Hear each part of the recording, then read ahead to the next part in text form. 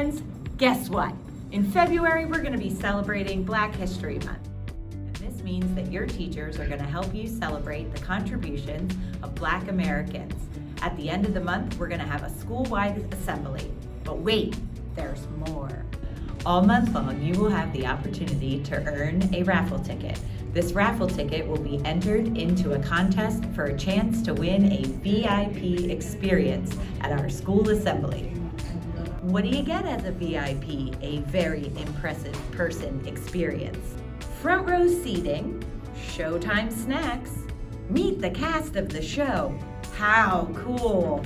How do you earn tickets? It's easy. Complete a task on the Black History Month choice board in your Google Classroom to earn a ticket.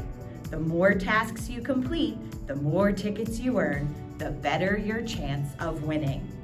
At the end of the month, we will combine all the tickets and hold a school-wide lottery to choose the winners. So let's get started. I can't wait to see who my very impressive people will be.